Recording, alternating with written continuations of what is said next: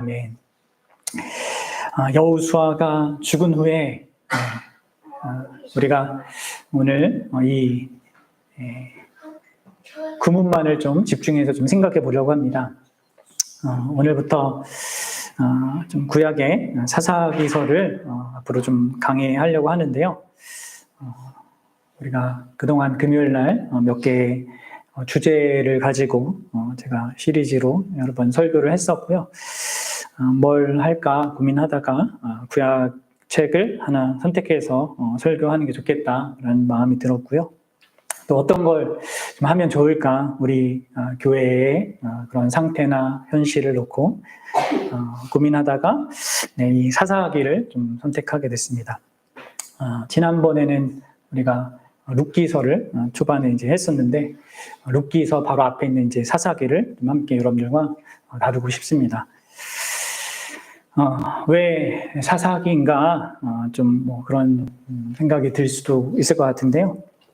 사실 이제 사사기의 그런 시대적인 배경, 그것이 사실 오늘날 우리의 현실과 너무나 유사한 점이 많기 때문입니다.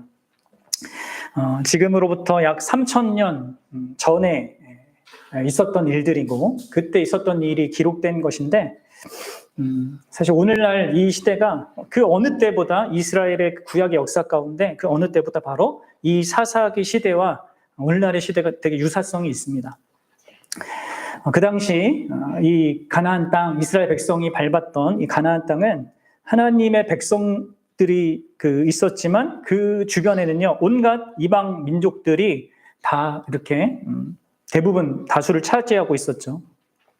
하나님의 백성들은 소수였고 그렇게 이방 민족들은 다수였어요. 따라서 이스라엘 백성들은 항상 어떤 도전에 직면해야 했습니다.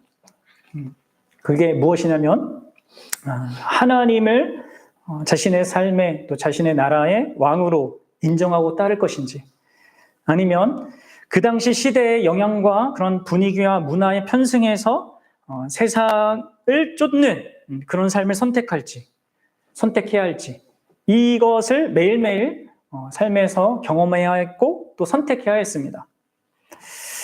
사실 오늘날 우리 교회도, 우리가 살아가는 현실도 거의 같은 상황이죠.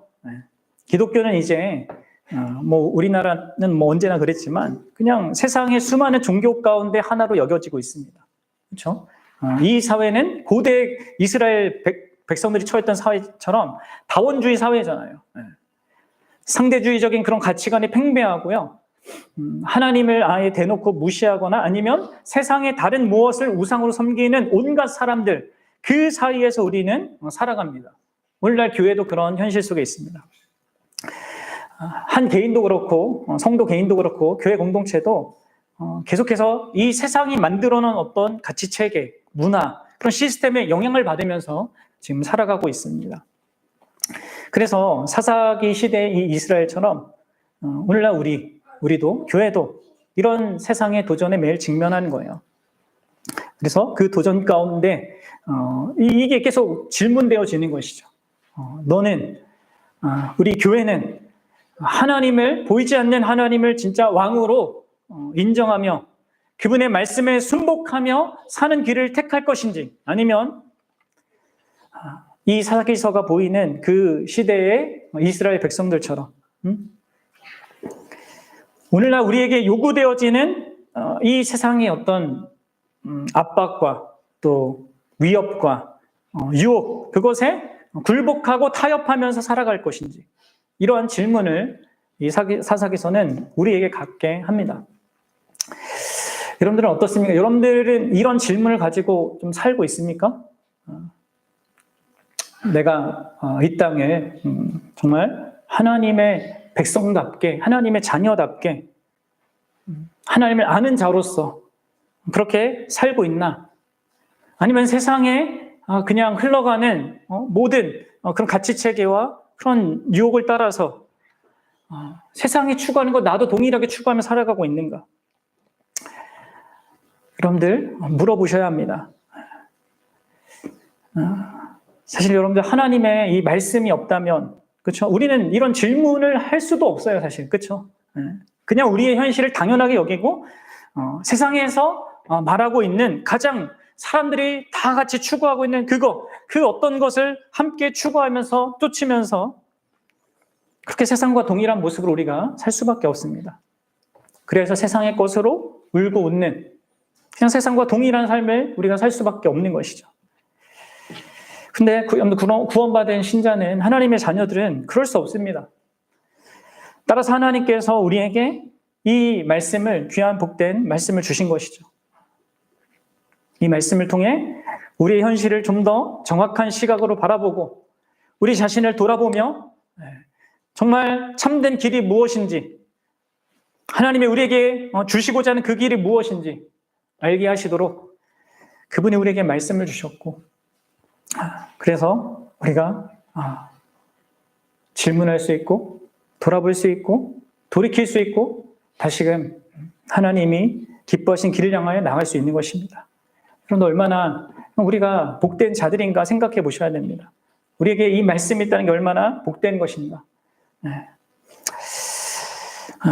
오늘 저는 여러분들과 좀 사사기의 그런 그 본문 자체로 이렇게 본격적으로 들어가기 전에 사사기서가 전체적으로 보여주는 두 가지 사실을 함께 좀 주목해서 생각해 보려고 해요. 아까 말씀드렸다시피 여호수아가 죽은 후에라는 이 구문이 갖는 그런 두 가지 의미가 있거든요. 그거를 좀 생각해 보고자 합니다. 전체 맥락 속에서요. 자, 여호수아가 죽었다. 여러분들 벌써 어떤 느낌이 딱 옵니까? 뭔가 불안한 감이 오죠. 죽음이라는 것도 그렇고 또 여호수아라는 그 어떤 위대한 지도자가 지금 없다라는 현실도 그렇습니다. 여호수아 뒤에 하나님께서는 어떤 지도자도 세우지 않으셨어요. 아직 정복해야 할 땅이 많고 적들은 강한데, 그러니까 이런 상황은 사실 이스라엘 백성에게는 절망적인 상황처럼 보일 수밖에 없습니다. 사실 이러한 분위기 있잖아요. 이 절망스러운 분위기, 이게 사사기 전체의 흐름입니다.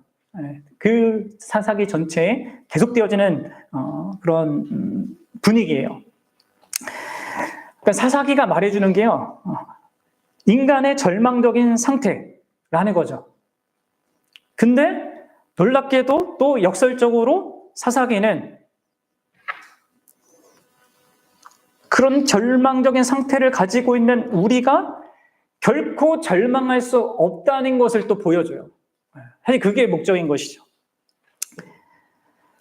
사사기서를 읽어본 우리 지체들은 알겠지만 사사기 전체의 내용이요, 하나님의 택한 백성 이스라엘이 어떻게 하나님이 약속하신 그 땅에 들어가서 철저하게 실패하는가, 이것을 보여줍니다. 이스라엘은 하나님의 말씀이 아니라 자기의 소견에 오른 대로 행하면서 세상과 타협의 길을 추구합니다. 스스로 망하는 길을 자초하는 것이죠.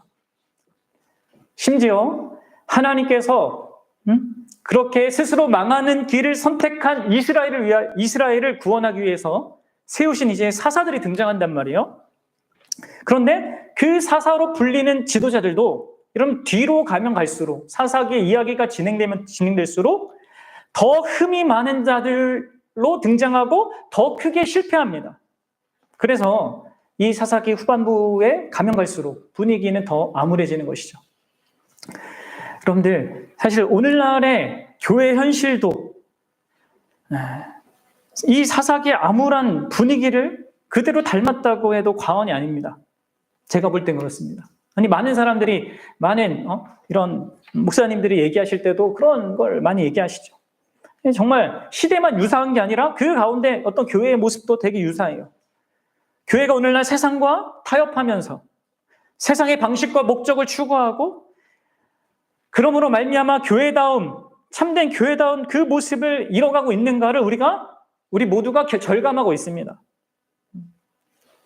스스로 망하는 길을 교회가 선택하고 있어요. 그리고 세상은 그런 기독교를 향하여서, 교회를 향하여서 욕을 하고 있죠. 그리고 욕먹는 그 일에 교회 지도자들이 사실 다 앞장서고 있어요. 여러분들, 물론 기독교는 기독교가 욕먹는 것은 사실 언제나 있는 일입니다. 기독교는 잘해도 욕먹게 돼 있고 못해도 욕먹게 돼 있습니다. 하지만 여러분들, 우리가 못해서 욕먹는 건 좀 생각해 봐야 되는 거죠. 기독교가 기독교 다음으로 욕먹는 거, 우리가 예수 그리스도를 온전히 따르고 믿고 그분께 순종함으로 말미암아 그분이 얘기하신 대로 나를 위하여 핍박받는 자는 복이 있다 하신 것처럼 그것은 괜찮은 것입니다. 그러나 기독교가 여러분 세상적이기 때문에 욕을 먹는다면 그것은 문제가 큰 것이죠. 근데 오늘날 교회 현실이 그래요. 이때 이제 사사기 시대의 백성이 그렇듯이요. 그럼 우리 교회는 어떤 것 같습니까? 또 나의 개인의 삶은 어떤 것 같습니까?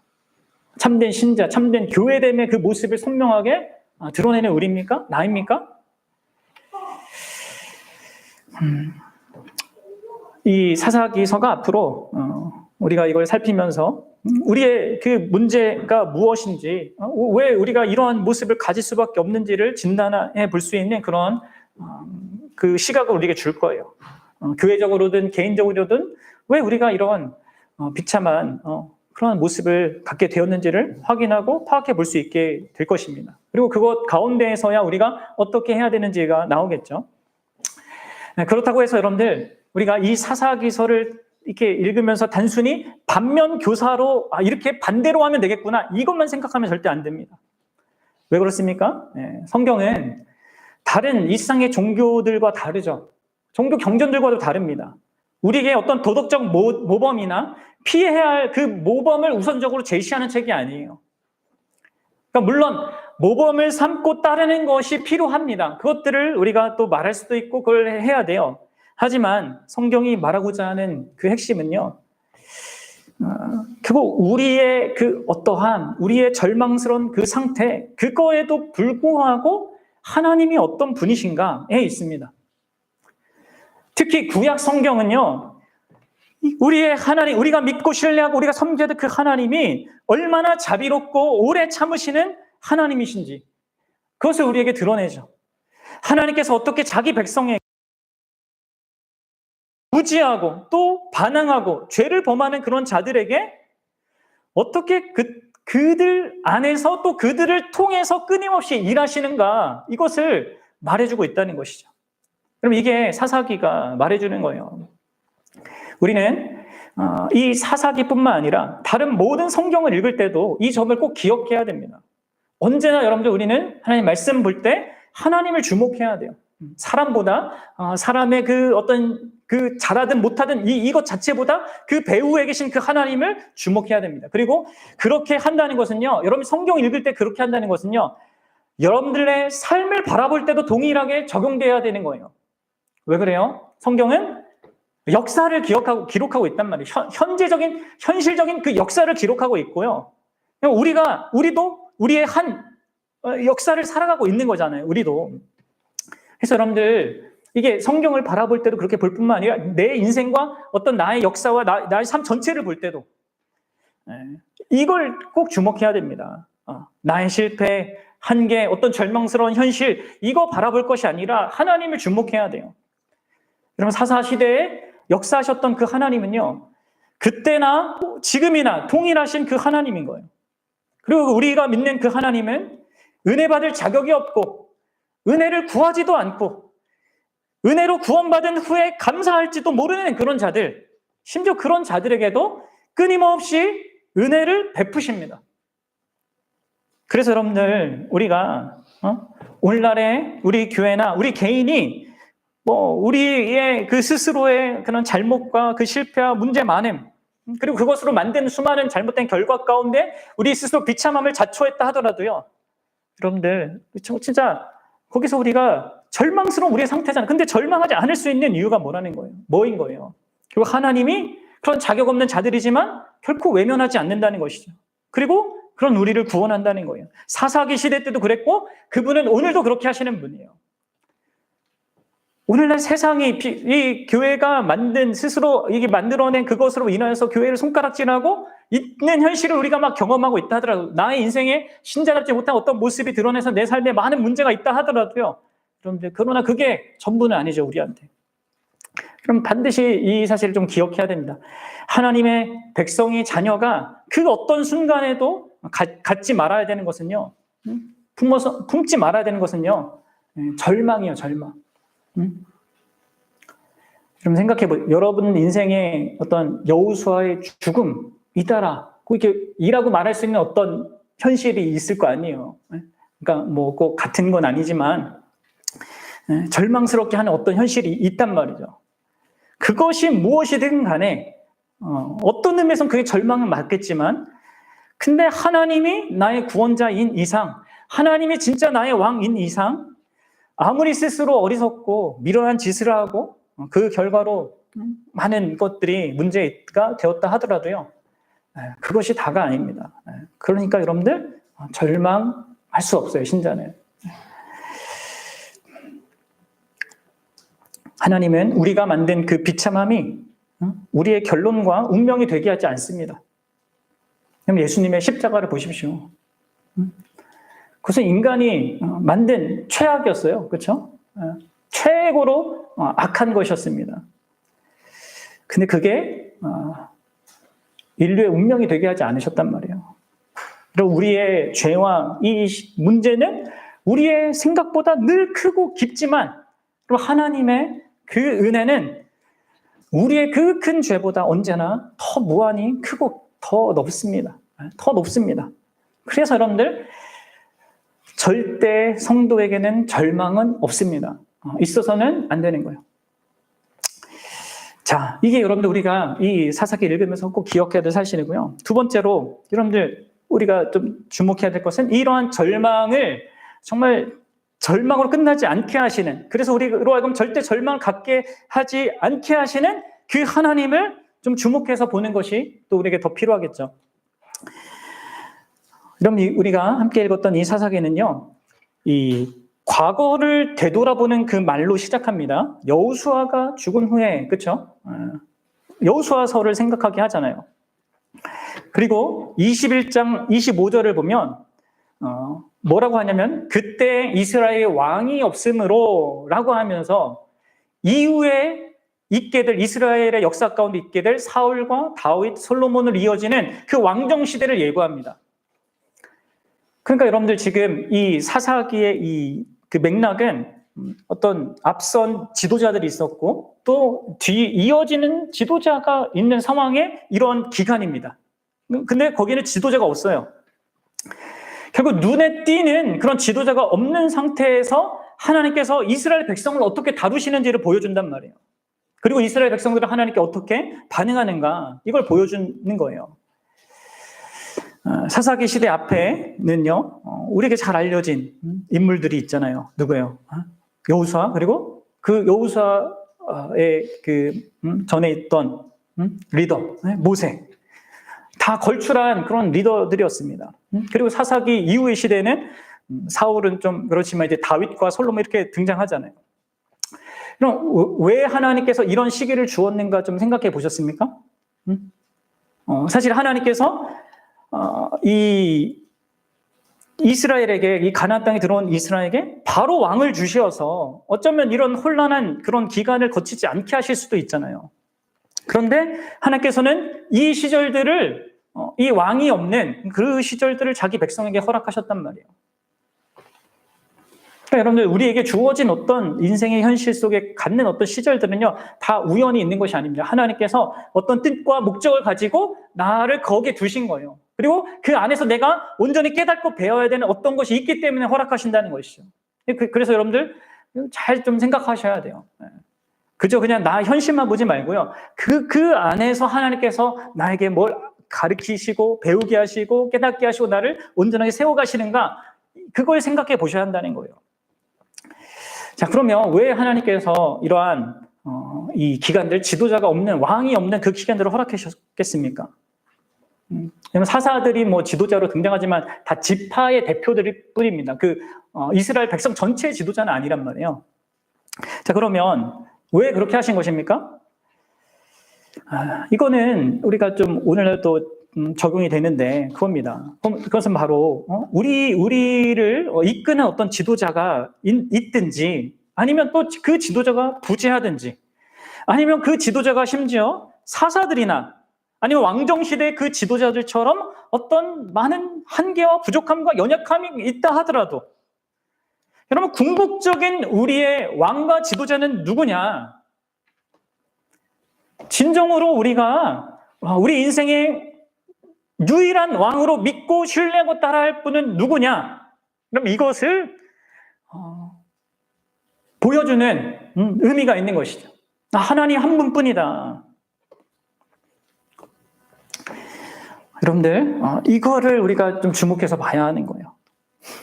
이스라엘이 그 고대 근동 당시에 초강대국이었던 이집트 제국으로 벗어나게 되고 또 역시 자기 힘으로는 결코 정복할 수 없었던 이 가나안 땅을 그래도 이 여호수아라는 그 인물의 인도를 통해서 정복하게 받은 그것이요.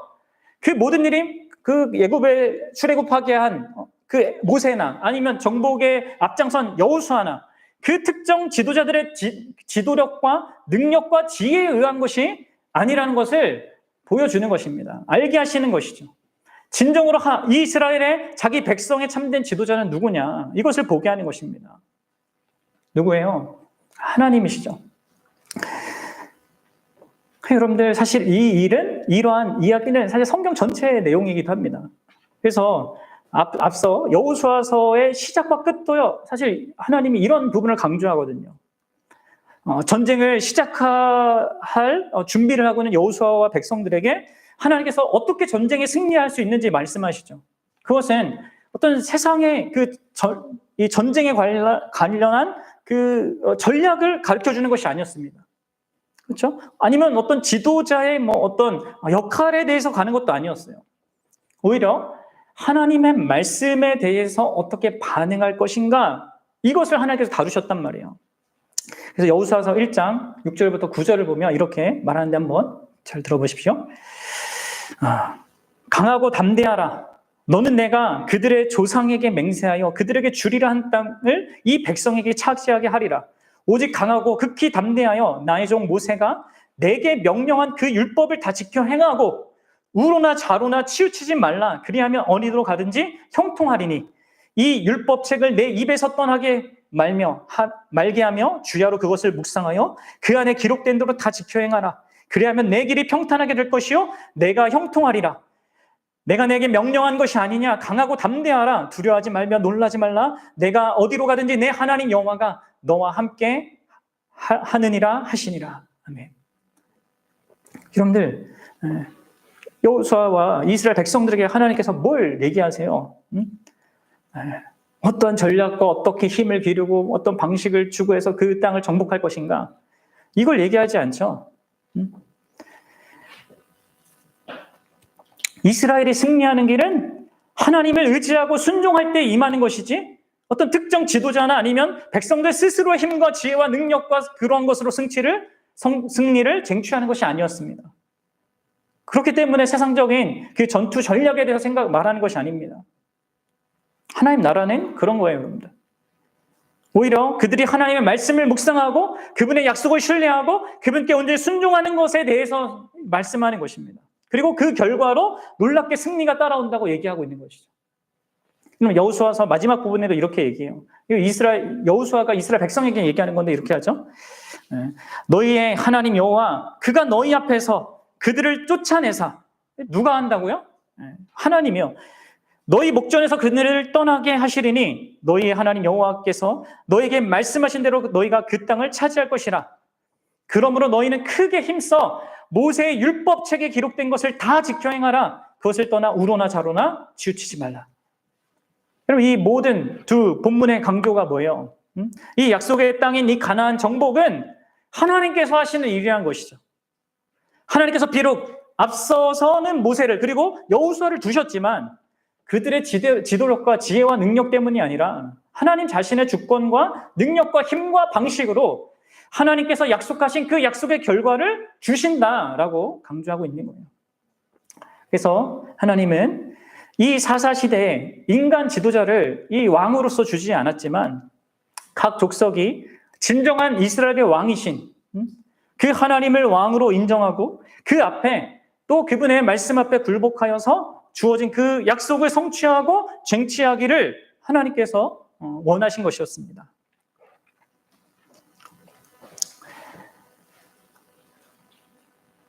여러분들, 이렇게 하나님께서 그런 의도로 이러한 자를, 이 지도자를, 왕을 주지 않았어요. 근데 하나님께서는 사실 앞으로 왕을 주실 계획이 있었죠.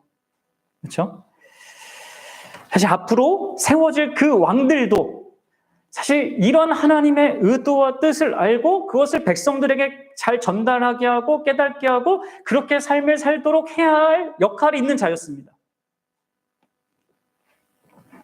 그냥 세상이 기대하는 그 왕의 어떤 그 모습,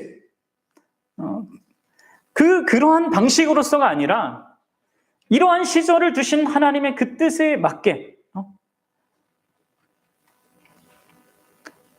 그 왕 역시 이러한 하나님의 뜻을 알고 백성들로 하여금 왕 자신을 의지하는 것이 아니라 하나님 자신을 왕으로 삼고 살아갈 수 있게끔 인도해야 했던 것이 바로 이스라엘의 왕이었단 말이에요. 근데 여러분들 어떻습니까? 아시다시피 이스라엘 역사는 하나님의 의도와는 반대로 흘러갑니다. 백성들은 세상의 방식으로 세상의 어떤 왕의 개념을 가지고 그런 것을 하나님께 구해요. 그래서 여러분들 결국 하나님이 어떻게 하세요? 그들의 의도에 맞는 왕을 주시죠. 그 왕이 사실 사울 왕이었단 말이에요. 그리고 사울 왕은 결국 세상의 방식으로 하나님은 가리고 자기가 왕이 되어서 그 세상이 원하는 방식대로 세상을 다스렸는데 어떻게 됐습니까? 결국 이 이스라엘 백성은 그 사울 왕으로 인하여서 오히려 더 큰 어려움을 겪게 된단 말이에요.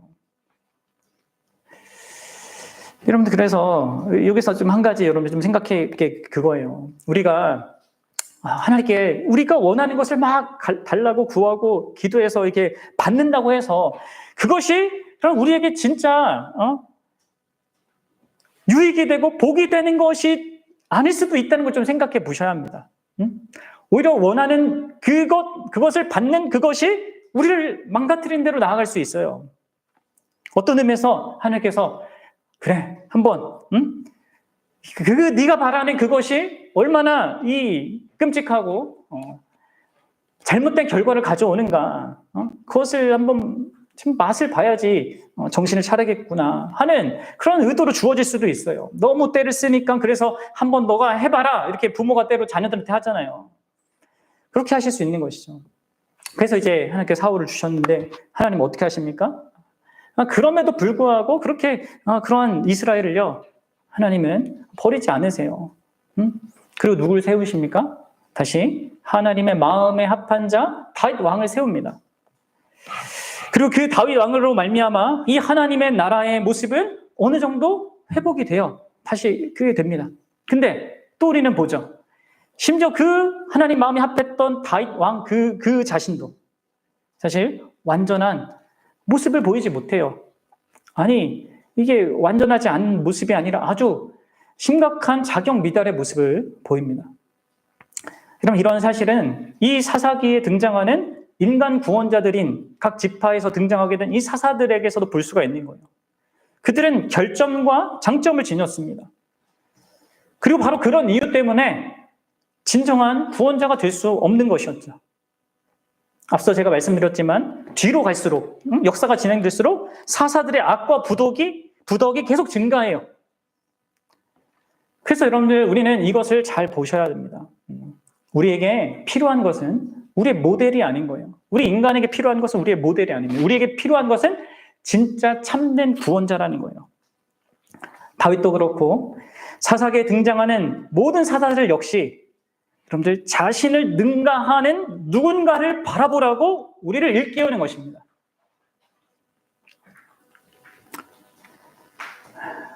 팀 켈러 목사님은 이렇게 말씀하세요.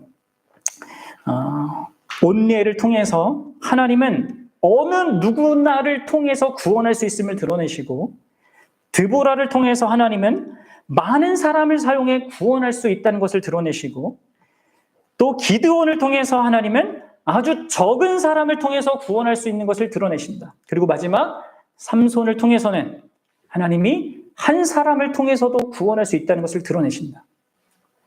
그리고 결국 하나님은 한 분을 보내셔서 우리를 구원하신다. 그분이 누구예요? 네, 예수 그리스도이십니다.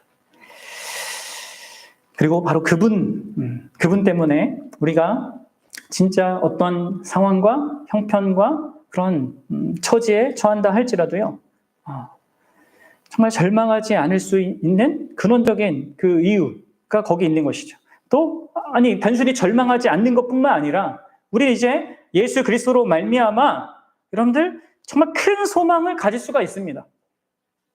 예수 그리스도께서 나의 구원자다, 나의 왕이다, 내가 그분께 속했다, 그분의 나라에 그분으로 인하여서 있다. 여러분들 우리는 그것으로 말미암아 진짜 아마 놀라운 소망을 가질 수 있습니다. 우리의 구원자 예수 그리스도의 구원은요, 완전한 구원입니다. 사사들처럼 그리고 이후에 이스라엘의 왕들처럼 부분적이고 불완전한 구원을 가져다 주시는 그런 분이 아니에요. 그분은 완전한 구원, 완벽한 구원을 가져다 주십니다. 그리고 그분 안에서 우리는 영원히 안전합니다. 우리 영원히 참된 안식이 보장됩니다. 참된 영광을 영위할 수 있습니다. 그래서 여러분들 이거를 우리가 좀 잘 아셔야 됩니다. 이 부분이 여러분들에게 명확해지면 예수 그리스도 안에서 내가 누구고 예수 그리스도께서 나를 위해서 이루신 일이 무엇이고 그로 인하여서 내가 받게 된 그 나라, 그게 무엇인지를 명확히 알면요, 우리가 단순히 절망하지 않는 삶을 넘어서요, 진짜 소망 가운데서 이 땅에 강력한 우리의 대적들, 그것이 죄든 세상이든 사탄이든 우리가 그것과 싸워서 이기는 삶을 살 수 있어요. 그럼 히브리서 기자는 이렇게 얘기합니다. 12장 28절에서. 그러므로 우리가 흔들리지 않는 나라를 받았으니, 그럼 우리가 흔들리고 무너지지 않는 나라를 받았습니다. 예수 그리스도로 말미암아 받았습니다. 이스라엘은 무너졌죠. 이스라엘은 결국 무너졌습니다. 백성들도 실패했고 왕도 실패했고 그래서 무너졌어요. 그러나 예수 그리스도께서 이루신 그 나라는요, 결코 흔들리지 않고 무너지지 않는 나라예요. 그리고 그것을 우리는 은혜로 받습니다. 예수 그리스도로 말미암아 은혜로 받고요. 그리고 그렇게 받은 그 나라를 알고 소유한 자, 그 나라의 왕이신 그 예수 그리스도를 바라보는 자는 어떻게 된다고요? 이로 말미암아 경건함과 두려움으로 하나님을 기쁘게 섬기게 된다는 거예요. 여러분들 우리가 그러해야 되지 않겠습니까? 그리스도로 말미암아 내가 받게 된 이 구원의 가치와 영광스러움과 복됨과 그 나라의 영광을 알아야 돼요. 그리고 그렇게 알면, 그런 은혜가 얼마나 큰지를 알고 그걸 내가 받은 자임을 알면 우리는 경건함과 두려움 갖고 무서워하는 것이 아니라 정말 감사하고 감격해서 너무 소중한 그것으로 하나님을 기쁘게 섬기게 되는 거예요. 여러분, 여러분들은 어떻습니까? 이 놀라운 예수 그리스도의 구원을 알고 그 나라를 받은 자기 자신임을 압니까? 이 세상에 그 무엇도 흔들 수 없고 더할 수도 없고 뺄 수도 없는 그 나라에 여러분들을 예수 그리스도로 말미암아 있는 자임을 압니까? 그 나라는 여러분 우리의 어떠함에 의해서 결코 흔들리지 않는 나라입니다. 예수님이 왕으로 계시고 그분이 다스리고 그분의 어떠함에 의해서 모든 것이 움직여지는 그런 나라예요. 여러분들, 내가 그 나라에 속한 자로 있다면 우리는 기쁨으로 하나님을 섬기며 살 수 있어요. 진짜 소망 가운데 살아갈 수 있습니다. 다만 문제는 이거죠. 우리 교회가 여러분들 이 모양에도 불구하고 하나님은 자기 교회를 위하신다라고 하는 것을 드러내는 교회가 될지, 내 인생이 그때나 지금이나 사실 이 측면을 좀 우리가 생각해 봐야 돼요. 그러니까 우리가 이런 놀라운 구원과 그 복됨을 정말 우리가 받았는데, 사실 사사기 시대가 그토록 바라던 그 참된 왕에 대한 그 소망이 우리에게는 엄연한 실제로 이루어졌는데, 더 유리한 위치에서 우리가 살아가고 있는데, 우리가 하나님이 이 모양에도 불구하고 자기 백성을 위하신다라는 그런 교회로 남을지, 그렇게 될지, 아니 그런 개인으로 살지, 아니면 하나님께서 자기 백성을 진짜 이렇게 위하셨기 때문에 교회는 이럴 수밖에 없구나, 그것을 드러내는 교회가 될지, 이것만 사실 이제 달려있는 거 아니겠습니까? 그러면 역사 가운데 이 세상의 모든 역사 속에서 교회들이 어떻게 존재했는지 보십시오.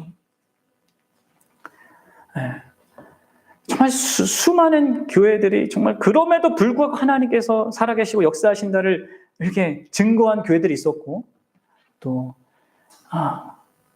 정말 하나님이 역사하시고 그렇게 그리스도 안에서 흔들리지 않는 그 영광한 걸 주셨기 때문에 그 하나님의 교회는, 하나님의 백성은 이럴 수밖에 없다는 드러내는 그런 교회들과 신자들이 있었단 말이에요. 사사기를 이렇게 보면서 이런 고민을 좀 해보게 되고, 우리 교회가 정말 우리 각 개인이 어떻게 하나님 앞에서 정말 세워져 가야 하나, 어떤 소망을 갖고 나아가야 되나, 이런 것들을 생각해 보게 됩니다. 사랑하는 여러분, 어떤 인생을 살기를 원하십니까? 어떤 걸 함께 소망하길 원하십니까?